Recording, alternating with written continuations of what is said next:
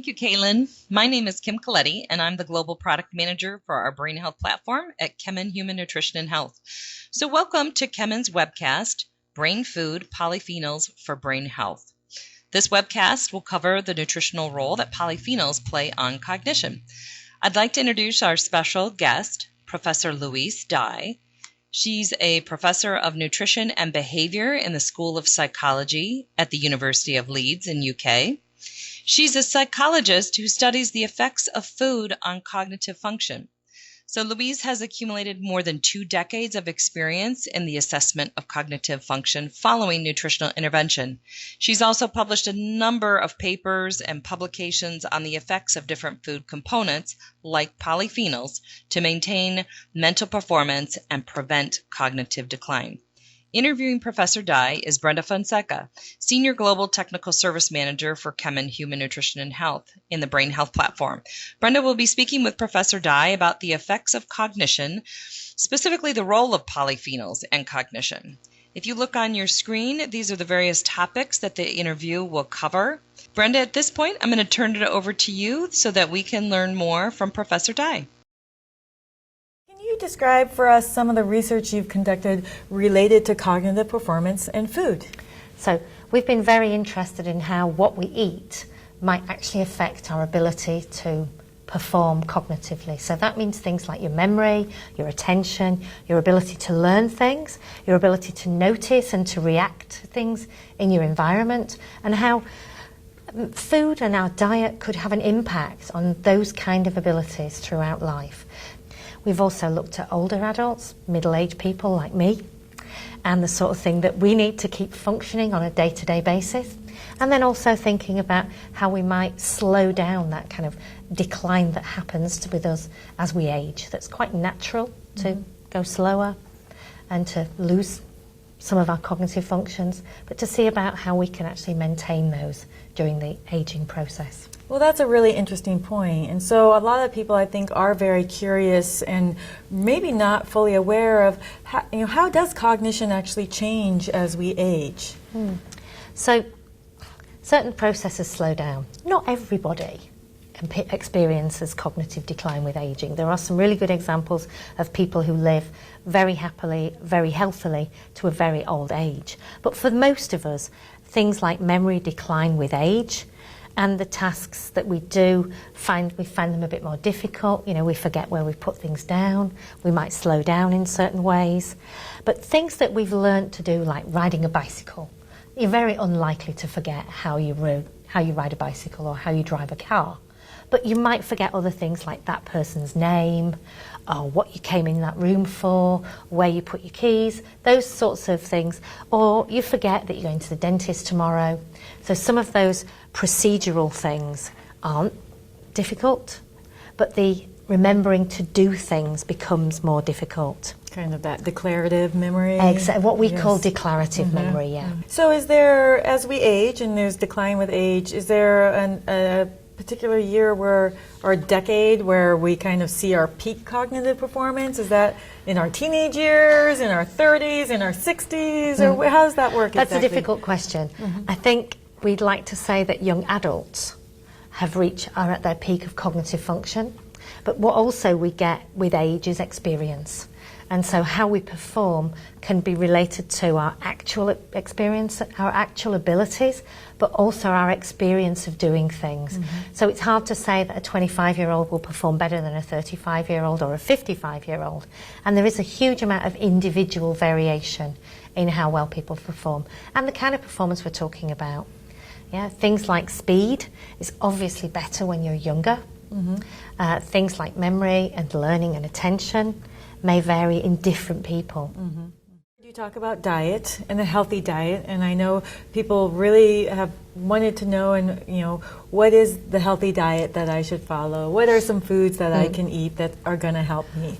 Right. Yeah. Okay. I don't think there's a magic bullet, right? But I do think that a healthy diet is one that provides a variety of nutrients. And I would say it's lots of things in moderation. So it's not an excess of any one thing. But a good balance with plenty of fruit and vegetables and colourful foods, from natural sources is probably important in getting the right balance of vitamins and minerals and nutrients that we need to be healthy and to maintain cognitive function. And so, yes, a colorful diet, I think, is excellent advice and something that's supported by some of those clinical studies that you're describing. One molecule we're particularly interested in at Kimin, or one group of molecules, I guess I should say, are polyphenols.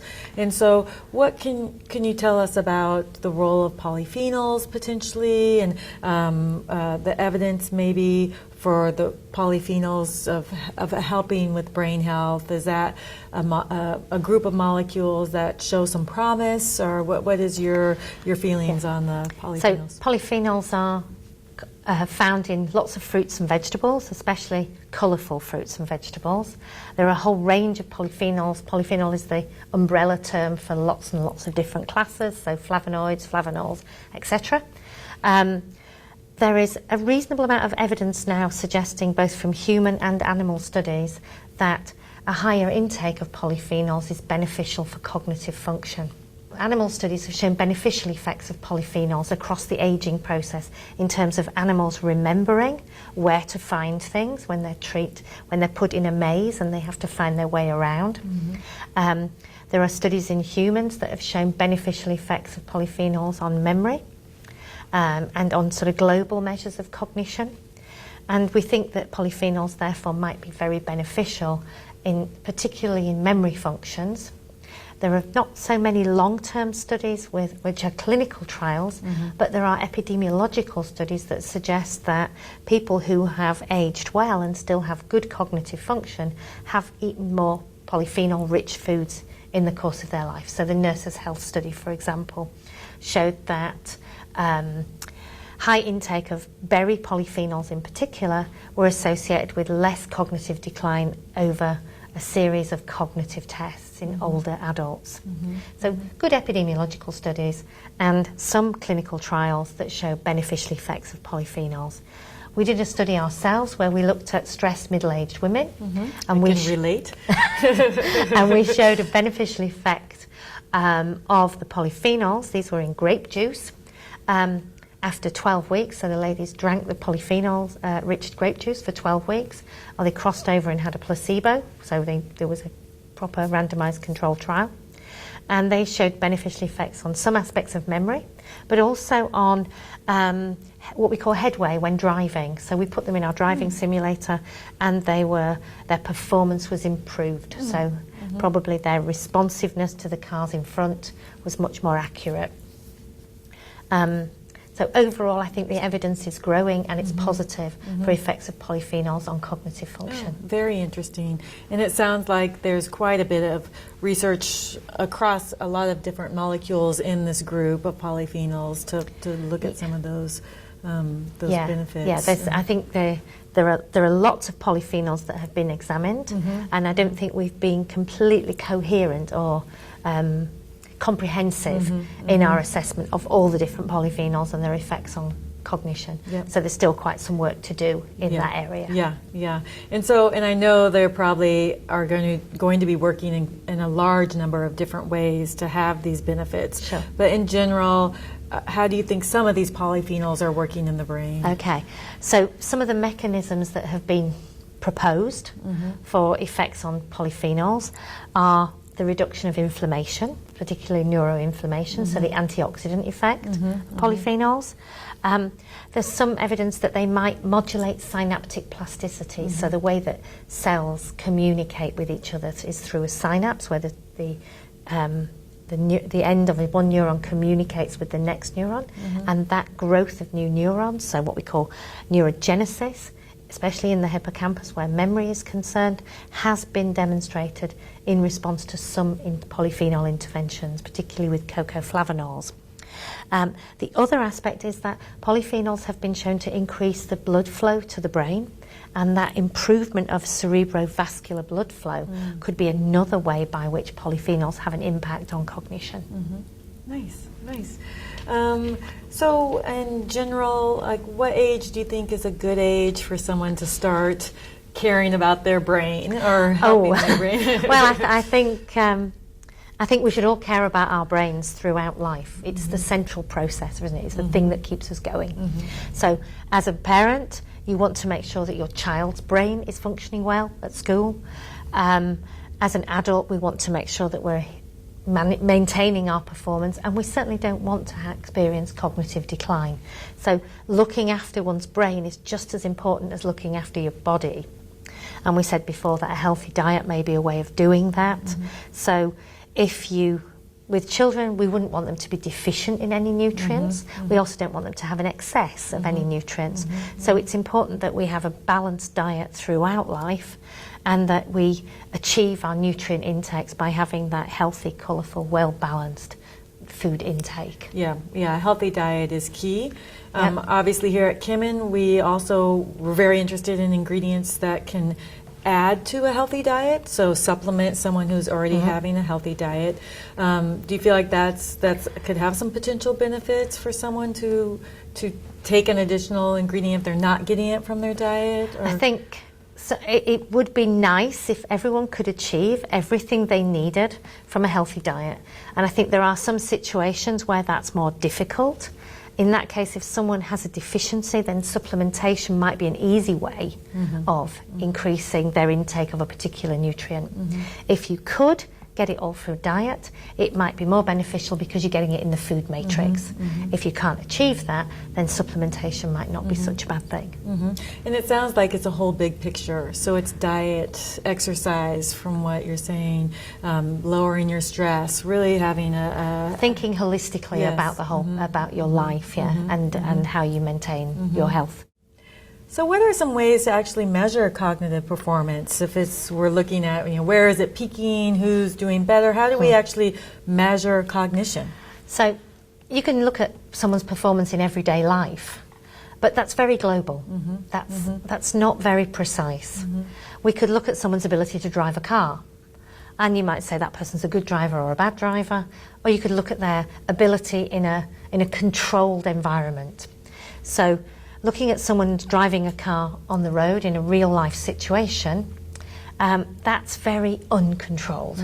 We could take people into a laboratory and put them in a driving simulator and see how well they respond to different kinds of incidents on the road that they might encounter, how well they cope at high speed, at slow speed, in busy traffic, all of those kind of things. And so we're taking an everyday task that most of us do all the time, and we can break it down into components. So that might be how quickly you do something, how quickly you respond to a signal, or whether you notice something moving from the side, how well you are able to attend to other things on the road.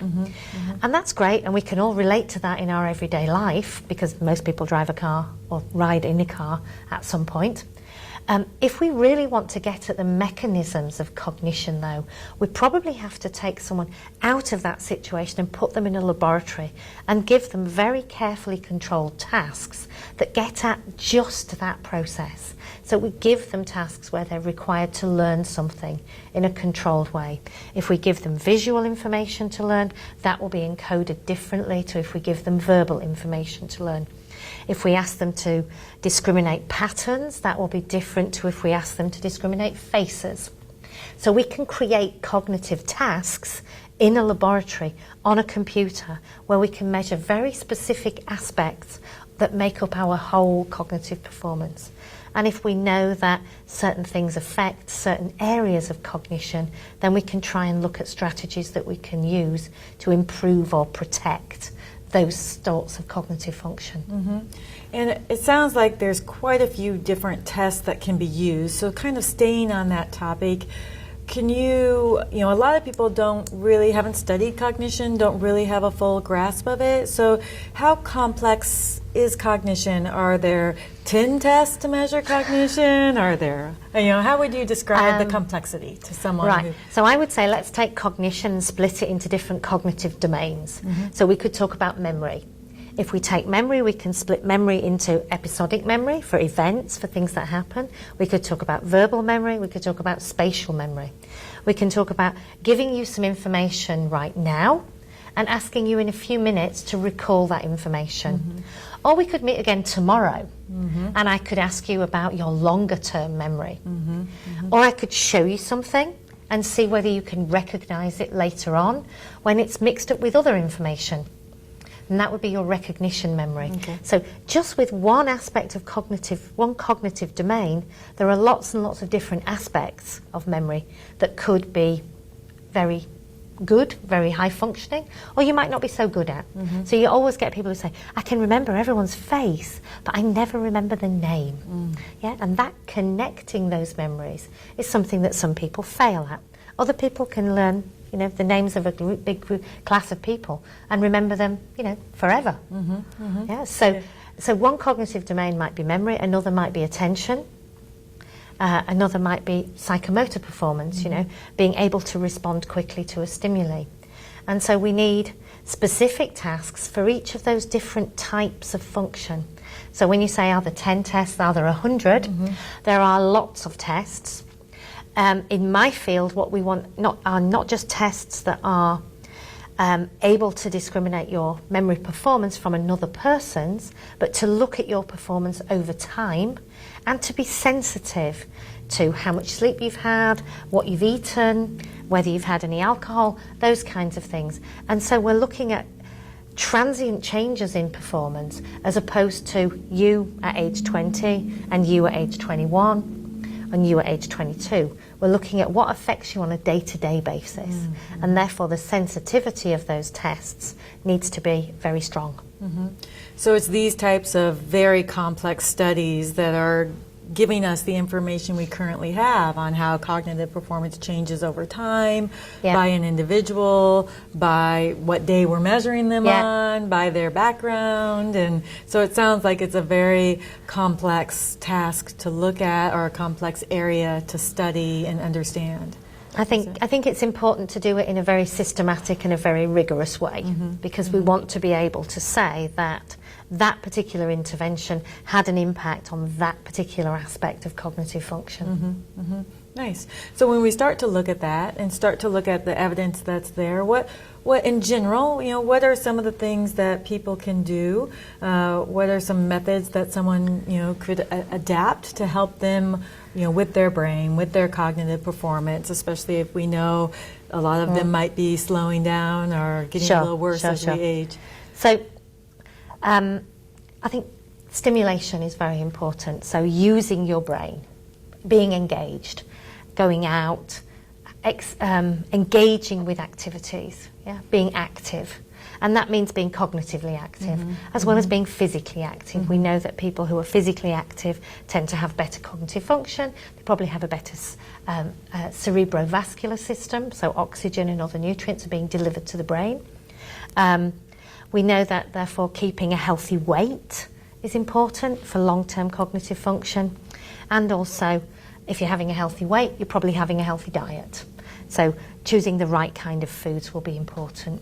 We know that things like stress can negatively affect our cognitive function, and things like mindfulness and relaxation might have positive benefits because they reduce the stress. So there are a whole range of lifestyle factors that could impact on our cognitions. Thank you so much. Thank I appreciate you taking the time.